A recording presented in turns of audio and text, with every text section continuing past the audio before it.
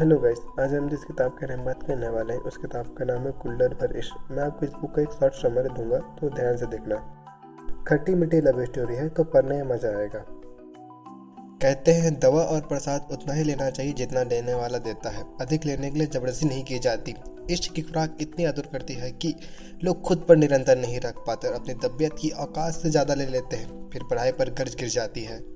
कुल्लड़ भर इश्क प्यार के शीशे पर मार्का की गोली करके खुराक बनने वाली है, जिससे ये पता चलते रहे कि कितना इश्क जीना है और कितनी पढ़ाई करनी है।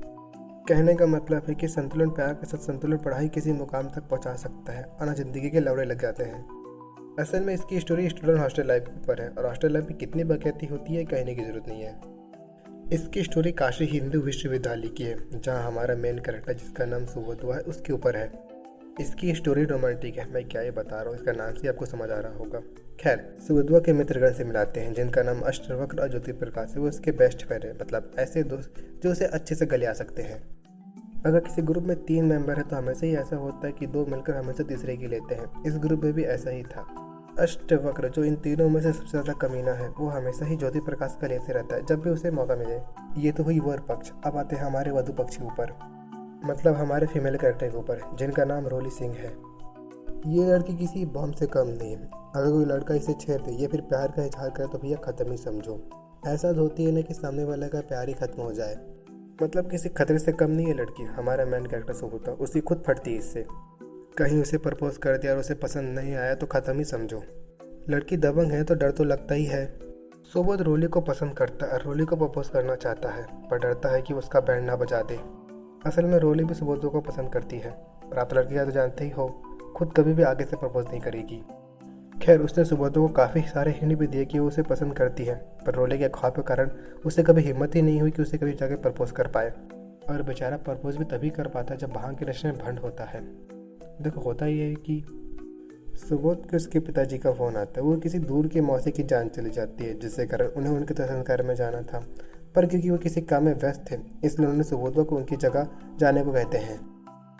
और वो भी बड़ी खुशी खुशी चला जाता है। जीवन में पहली बार किसी मरते हुए इंसान को जलता हुआ देखने का मौका मिलने वाला था, तो उत्सुकता तो होनी ही थी। पर उसकी उत्सुकता ज़्यादा देर तक नहीं टिकी। जब वो हरिचंद्र घाट पर पहुंचा तो उसके जीवन में पहली बार किसी लाश को जलता देख उसकी पिछवाड़ा फट के लाल टमाटर जैसा हो गया था। वो तो होना ही था, क्योंकि कुछ लोग मरी हुई लाशों को पहली बार जलता हुआ देख के डर जाते हैं।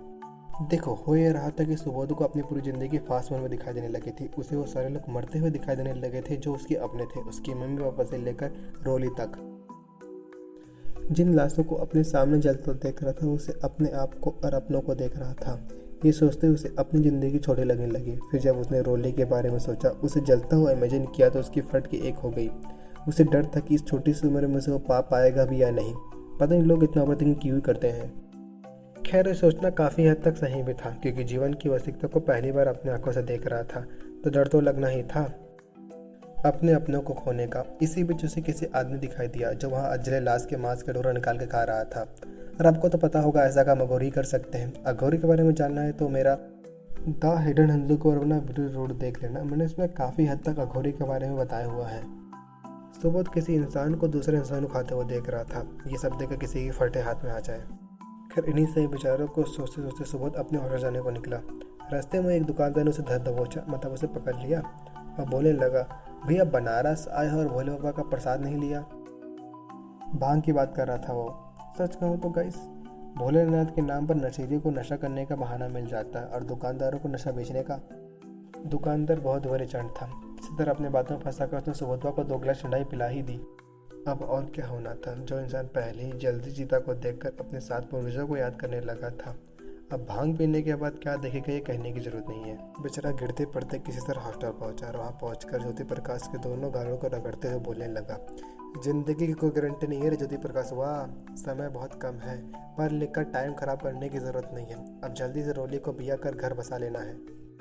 क्या है ना कि 2 गिलास भांग पीकर पूरी तरह से भंड हो गया था। अब पीने के बाद इंसान का अंतरात्मा बाहर निकल ही जाता है, तो उसकी भी अंतरात्मा बाहर निकली। उसकी अंतरात्मा इतनी बाहर निकली कि अब उसे किसी भी हालत में रोली से बात करनी है और उसे बताना है कि वो उसे कितना पसंद करता है।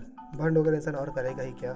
अब अक्रवस्ट और ज्योति प्रकाश जानते थे कि इस हालत में अगर रोली से मिला तो उसकी अंतरात्मा धरी की धरी रह जाएगी, मतलब खूब पीटेगा और वो मिलकर भी उसे बचा नहीं पाएंगे। पर उसे कौन समझाए जो भांग के नशे में भंड है। अब आगे होगा ही क्या। सुबोध रोली को फ़ोन लगा देता है और उसे मिलने को कहता है। उनके बातचीत के दौरान रोली अच्छे से समझ जाते कि सुबोध नशे में भंड है। इससे पहले सुबोध उसे मिलने उसके घर आ जाए, उससे पहले वो खुद उसे मिलने उसके पास चली जाती है। अब इससे आगे सुबोध रोली को किस तरह प्रपोज करता है, रोली उसका क्या करती है, तो देखने वाली बात है। मैं नहीं बताने वाला, तुम लोग खुद इसी किताब को पढ़ो। इसी बहाने कम से कम तुम लोग इस किताब को पढ़ोगे तो सही।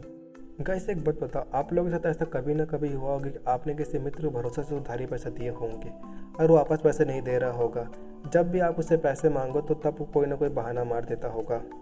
तो ऐसे मित्र गणों से पैसे निकालने के तरीके भी इस किताब में बताए हुए हैं। देखो होता है कि सुबोध उसकी होटल में किसी सीनियर को कुछ पैसे उधार दे देता है, इस उम्मीद से कि उसे पैसे बहुत जल्दी मिल जाएंगे। पर दिक्कत यह थी कि इसने उधारी देने से पहले छानबीन नहीं की कि किसे उधारी दे रहा है।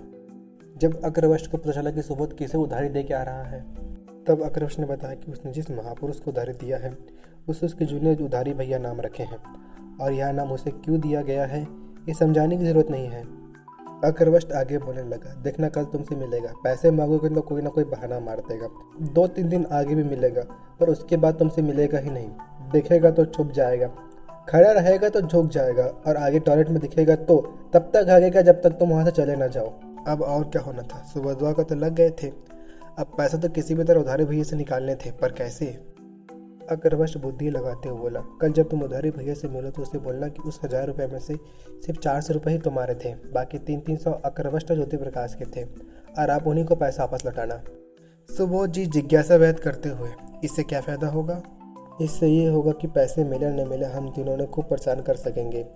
मेरा कहने का मतलब है कि तुम जहाँ उनसे मिलो रुपए की मांग करो, मैं जहाँ मिलूंगा अपने अंदाज से मांगूंगा ही, और ज्योति प्रकाश को भी सुबह समझाकर तैयार कर लेंगे। अग्रवस्त योजना को समझाते हुए, फिर क्या होना था, उधारी भैया का तो लग गए थे। इन तीनों मूर्ति ने उनके नाक में लहर ला दी थी। उधारी भैया जहाँ भी खाते पीते सोते जागते दिख जाए, तीनों बारी बारी उनसे पैसे मांगते। सच कहूँ तो ये तरीका काफ़ी अच्छा है पैसे निकालने का। तीनों ने मिलकर उधारी भैया के तो एल ही लगा दिए थे। फिर एक दिन ऐसा आया जब उधारी भैया ने अपने मन बदला। वो क्षण काफ़ी भयानक था। ऐसा हुआ था कि इन तीनों ने उन्हें पूरा दिन संडास में रखा था, वह भी उनके ही मन से हुआ था। कहानी यूँ थी कि सुबह सुबह उधारी भैया नित्य क्रिया करके निकल ही रहे थे कि उन्होंने इन तीनों में से सबसे खतरनाक अग्रवस्त को आते देख लिया, तो फिर आपस भागकर जल्दी से संडास में घुस गए। अग्रवस्त ने उन्हें अंदर जाते हुए देख लिया। फिर क्या होना था, बाहर चारपाई लगाकर वहीं डेरा डाल दिया, और सुबोध जी और ज्योति प्रकाश को क्रम में पहरा देने की ड्यूटी लगी रही। इधर उधारी भैया कोई और विकल्प ना देख सुबह संडास गए थे। दोपहर के 12 बजे के आसपास पसीने से लथपथ होकर बाहर निकले और इन तीनों को कुछ बोले बिना ही इन तीनों को अपने रूम में ले गए। वहाँ उन्होंने अलमारी से अंतिम किताब से 100 के 10 नोट निकाले, तीनों को बांट दिया और हाथ जोड़कर बिना कुछ बोले विदा किया। मैं तो बोलता हूँ आप लोग भी यही तरीका निकालो पैसे निकालने का, शायद पैसे निकल जाए। कुल्लर भर इश्क, इसका मतलब है कि जितनी ज़रूरत है उतना ही प्यार करना चाहिए, और जितनी पढ़ाई नहीं, पढ़ाई की कोई सीमा नहीं है, तो पढ़ते रहो। इस किताब की कहानी बहुत ही ज़्यादा फास्ट फॉरवर्ड है।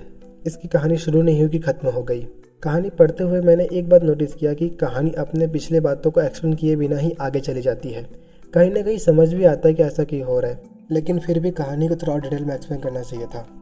इस बुक में सिर्फ 136 पेज है, थोड़ा और पेज को ऐड कर देते तो क्या ही दिक्कत था ही नहीं। खैर किताब पढ़ने में काफ़ी अच्छी और सिंपल है और बनारसी भाषा में है, जो कि मुझे पर्सनली काफ़ी पसंद आता है।